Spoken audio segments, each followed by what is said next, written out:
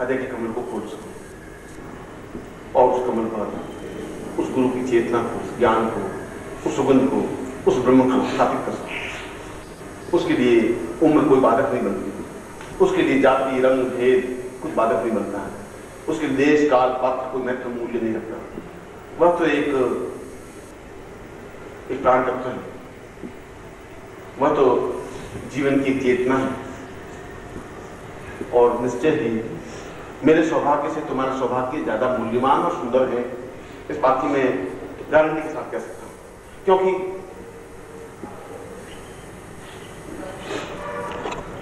क्योंकि आज का दिन और आज के क्षण मुझे अपने गुरु के साथ व्यतीत करने चाहिए, क्योंकि मैं भी तो शिष्य हूं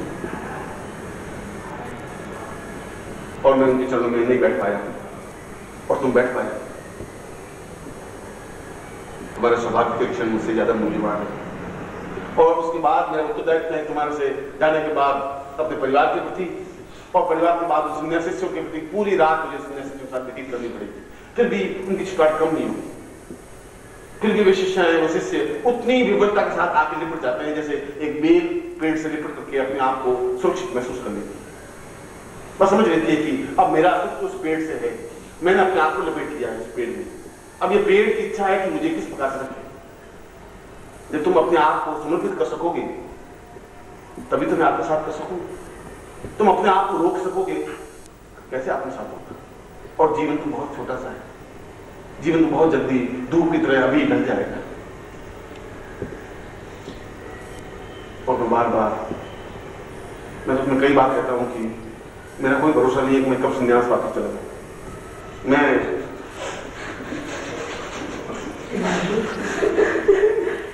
तुम्हारे बीच बैठा इसलिए हूं, ठीक वैसे ही बैठा हुआ हूं जैसे चारों तरफ आग जल रही है और पीछे बैठा हुआ। और उस तपते हुए रेगिस्तान में इसलिए मुस्कान बिखेरता हूं कि मैं तुम्हारा दुख देख नहीं सकता, तुम्हारे चेहरे को उदास नहीं देख सकता। उदास देखता हूं तो मैं तुम्हें हंसाने की कोशिश करता हूं, तुम्हारे स्तर पे आके खड़ा होता हूं। मेरा स्तर तुम्हारे स्तर में अंतर है। एक गुरु तुम्हारे स्तर पर नहीं आ सकता, संभव नहीं है। जहां योगी मेरे प्रवचन को सुनकर उस गूढ़ अर्थ को नहीं समझ सकते, सिद्धाश्रम के समस्त योगी बैठ करके जब मेरे प्रवचन सुनते हैं तो वह उस अर्थ को समझने की बार बार कोशिश करते हैं। और वही गुरु एक छोटा सा व्यक्ति बनकर के तुम्हारे सामने एक मजाक करता है।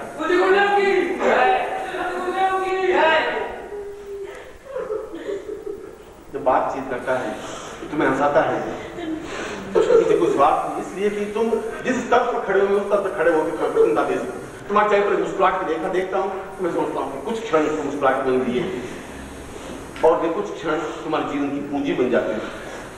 इसलिए पूंजी बन जाते हैं कि उसके बाद जब तुम घर जाते हो तो वे क्षण बार बार तुम्हारे आंख के सामने पहुंचते हैं। बार बार वे क्षण याद आते हैं कि मैं गुरु के सामने ऐसा बैठा था, वे गुरु जी ने मुझे ऐसा कहा, फिर मैंने ऐसा जवाब दिया, फिर मैंने ऐसा मजाक किया, फिर ऐसा किया, ऐसा किया, ऐसा किया। 4 घंटे बीते तुम्हें पता ही नहीं पड़ता, क्योंकि वे क्षण तुम्हारी पूंजी है। वे कुछ क्षण अगर तुम्हारे जीवन की पूरे जीवन की पूंजी बन जाते हैं तो अगर गुरु को अपने हृदय में स्थापित कर दिया तो जीवन कितना पूंजीवान, कितना महत्वपूर्ण, कितना मूल्यवान बन जाएगा, ये कल्पना है। और मैं तो तुम्हें मेरे उस गुरुदेव की आज्ञा है, मुझे तो उस आज्ञा का पालन करना ही। मैं तो उनकी आज्ञा का उल्लंघन सोच भी नहीं सकता, करने की तो बहुत दूर की बात है। और उन्होंने कहा है कि तुम्हें ये कार्य करना ही है और नहीं करना ही है। यद्यपि विरह तो जितना तुम्हें व्यतीत करता है उतना मुझे व्यतीत करता है। सिद्धाश्रम के साधक आज भी उतने ही भावविह्वल हो रहे होंगे जितने तुम हो रहे हो, शायद उनसे ज्यादा। और ऐसा हो सकता है कि वे तुम्हारे भाग्य से ईर्ष्या कर रहे हैं कि गुरु जी उनके पास बैठे हैं, उनके दर्शन कर रहे हैं और हम इतने दूर से टुकड़े टुकड़े देख रहे हैं, उनके चरणों को स्पर्श नहीं कर पा रहे, उनसे आत्मसात नहीं कर, उनके भावों में नीच नहीं पाते।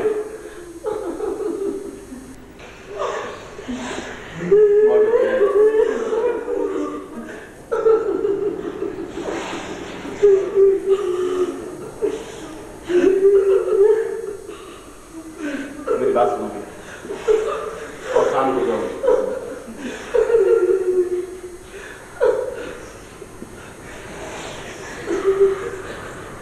मैं कुछ क्षण और तुम्हारे लूंगा, कुछ क्षण और बात करूंगा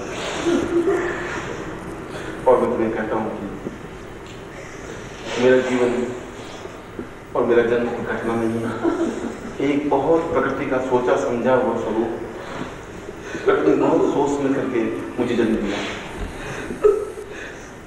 प्रकृति के द्वारा कुछ कार्य मेरे द्वारा करवाने हैं और मैं उस बुद्ध के बाद एक विशेष संदेश देकर तुम लोगों के बीच में एक विशेष चेतना जागृत करने के लिए पैदा हुआ।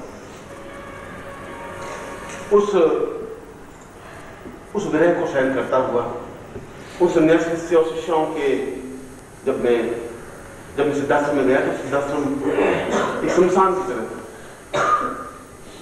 सन्यासी साधना कर रहे हैं, आंखें बंद की बैठ, कोई चहल पहल नहीं, कोई हंसी नहीं, कोई खिलखिलाहट नहीं, ऐसा नहीं चलेगा। और मैं पहला व्यक्ति था जब मैंने कहा कि ये ऐसा सिद्धाश्रम नहीं चल सकता है। इस सिद्धाश्रम में कुछ खिलखिलाहट होनी चाहिए, कुछ मस्ती होनी चाहिए, कुछ उमंग होनी चाहिए, कुछ उत्साह होना चाहिए, क्योंकि एक धारदार व्यक्तित्व ही असंभव कार्य कर सकता है। और वहां के शिष्य आज भी एक एक पल इंतजार करते रहते हैं कि कब निकले स्वर्ण आए, कब हम जहां पांव रखते हैं उनके चरणों को लेकर उस माटी को चंदन लगा इंतजार करते रहते हैं। और वो कई बार कहते हैं कि आपके रास्ते आपके नाक में हमारे आंखों में झाइयां पड़ने लगी, आंखों की ज्योति कमजोर होने लगी, नमन माँ कब आएगी, कैसा होगा। मुझे तो वे उच्च कोटि के योगी जितने भी हैं उनको ब्रह्म का उपदेश देते हुए और साक्षात्कार कराते हुए भी मुझे तो दूसरे रूप में उन सन्यासी शिष्यों को भी उच्च कोटि की साधनाएं सिखानी पड़ती है, अपना एक प्रखर और धारदार रूप उनके सामने रखना पड़ता है। और ब्रह्म शिष्यों के बीच में भी मैं अपने संदेश को, अपने जीवन की चेतना को देने की कोशिश करता हूँ। और बालकों के बीच बिल्कुल बालकों की बात नहीं समझ पाए तुम्हारी बात, एहसास नहीं कर सके, ब्रह्म को कोई मान नहीं पाया, ब्रह्म को कुछ समझ भी नहीं पाया। और मैं ठीक कह रहा हूं कि तुम मुझे समझ भी नहीं पाओगे। जिस दिन मैं चला जाऊंगा तो दिन तुम्हारे हिस्से में आंसू के अलावा कुछ बाकी नहीं। तुम घर जाकर के एक क्षण भी मुझसे जुदाई सहन नहीं कर सकते, एक क्षण भी मुझसे अलग नहीं रह सकते, क्योंकि तुम्हारी मेरी सुगंध को तुमने सूंघा है, मेरी सुगंध तुम्हारे प्राणों में भरी है। 2 दिन से, 2 महीने से, 2 साल भी से तुमने एक अपूर्व सुगंध, उस अपूर्व आनंद को एहसास किया है, आत्मसात किया है। और उस सुगंध को जो अपने आप में एक ब्रह्ममय सुगंध है, साधारण मनुष्य की गंध नहीं है, साधारण जीव का कोई एक क्षण नहीं है। जो मेरे साथ क्षण व्यतीत किए हैं वो एक पूर्णता के क्षण है, ब्रह्म के क्षण है, एक ईश्वर के क्षण है। ईश्वर खुद अपने आप में कोई हवा बन के नहीं आता, कोई न कोई आकृति उसको लेनी ही पड़ती है। वह चाहे राम के रूप में पैदा हो, चाहे कृष्ण के रूप में पैदा हो, चाहे ईसा मसीह के रूप में पैदा हो, चाहे बुद्ध के रूप में पैदा हो, हाथ पांव नाक कान आंख कान वैसे बनाना ही पड़ता है। बलदेव की जय, बलदेव की जय, माता की जय। और तुम्हारा सौभाग्य है कि तुम अपना पिछला जीवन देख नहीं पाते। ये तुम्हारे बहुत खुशी की बात तुम्हारे लिए, और मेरे लिए बहुत वेदना की बात हो जाती है कि मैं तुम्हें पिछले जीवन से पहचान लेता हूँ। पिछला जीवन नहीं, उससे पिछला, इससे पिछला, बुद्ध के बाद और आज तक के तुम्हारे 25 जीवन का मैं साक्षीभूत हूँ। और हर जीवन में मैं तुम्हारे साथ जुड़ा हुआ हूँ, इसलिए तुम्हें ढूंढ करके मुझे ढूंढना पड़ता है। इस 1 अरब जनसंख्या में से उन शिष्यों को अभी ढूंढ कर निकालना पड़ता है, फिर आवाज देनी पड़ती है, फिर बुलाना पड़ता है, फिर समझाना पड़ता है कि जीवन बर्बाद हो जाएगा तुम्हारा। जब तुम मिलोगे नहीं तो फिर जीवन तुम्हारा भटक जाएगा, फिर वेदनामय हो जाएगा। ये सुगंध तो आज है तुम्हारे सामने, ये पास में से बह जाएगी, निकल जाएगी, इस दुर्गंधमय जीवन में तुम्हें जीना पड़ेगा, मजबूरी होकर के, क्योंकि चारों तरफ लोभ, लालच, व्यभिचार, असत्य और इसकी दुर्गंध के बीच में तुम्हें सांस लेनी पड़ती है, और उस सांस लेने के लिए तुम्हें फिर मजबूर होना पड़ेगा। वास्तव में मुझे अपने बारे में कुछ भी नहीं कहना चाहिए। तुम्हारे ऊपर जो माया का आवरण है उसको मैं नहीं तोड़ना चाहिए, क्योंकि आवरण जिस दिन तुम मुझे पहचान लोगे अपने जन्मों के संबंधों की वजह से, उस दिन तुम अलग नहीं रह सकते। और रहते हो तो तुम्हारा जीवन व्यर्थ है, बेकार है, फिर तुम्हारा जीवन है ही नहीं। तुम उसको जीवन देते, मैं तो उसको मुर्दा शरीर कहता हूँ कि तुम मेरे बिना एक क्षण जिंदा रह सको और तुम्हारा जीवन नहीं। बोले मुझे गुरुदेव की जय। मुर्दा शरीर को हम कितने समय तक अपने पास रख सकेंगे? घंटे, 2 घंटे, 4 घंटे, 6 घंटे। तुम्हारे शरीर में उस मल मूत्र और गंदगी का कुछ है ही नहीं। मैं उसमें प्राण देने की कोशिश करता हूँ, मैं उसमें चेतना देने की कोशिश करता हूँ, और मेरे जीवन का एक एक पल तनाव में बीतता है।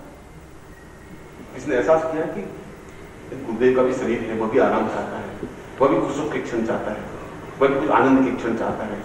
इस शरीर को और ज्यादा समय जिंदा रखने के लिए कुछ खिलखिलाहट, कुछ मुस्कुराहट, कुछ प्रसन्नता देनी चाहिए। ऐसे नहीं सोच पाते आप, क्योंकि तुम्हारे मेरे देने की क्रियाएं अलग है। मैं मुस्कुराहट बांटता हूँ, तुम अपनी तकलीफें मुझे देती हो। मैं तुम्हें हंसी देता हूँ, तुम अपने दुख मुझे दे देते हो। जब भी मिलते हो अपनी परेशानी बताते हो, और मैं तुम्हारे जहर को आराम से पीता रहता हूँ, मुस्कुराता रहता हूँ, और फिर अपनी प्रेम की वाणी से, अपने मधुरी की वाणी से, अपने आनंद की वाणी से तुम्हें समझाता हूँ।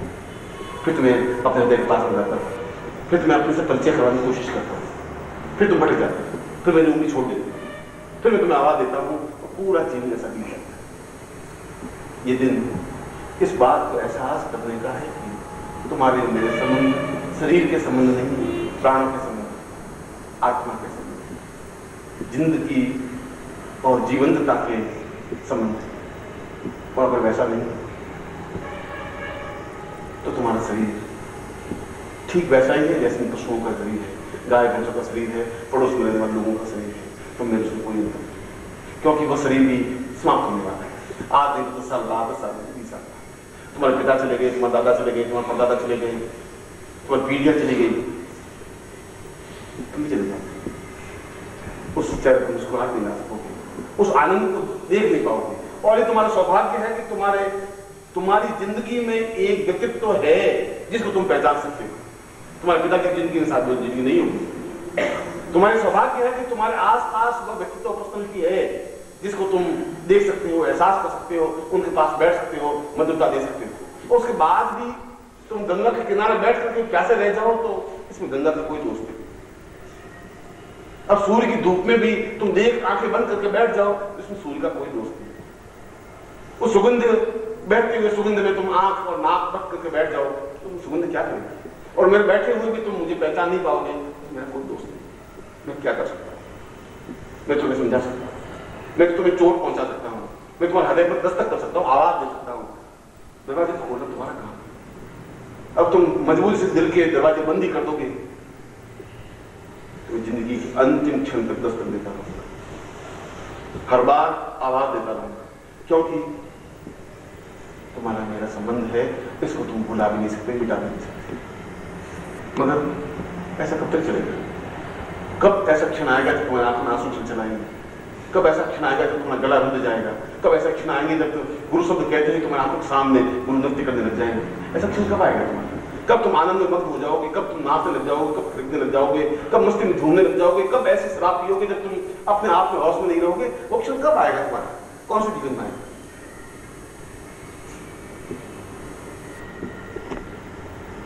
और अगर मेरे द्वारा भी नहीं आ सका तो संसार में कोई व्यक्ति तुम्हें आनंद नहीं दे सकता।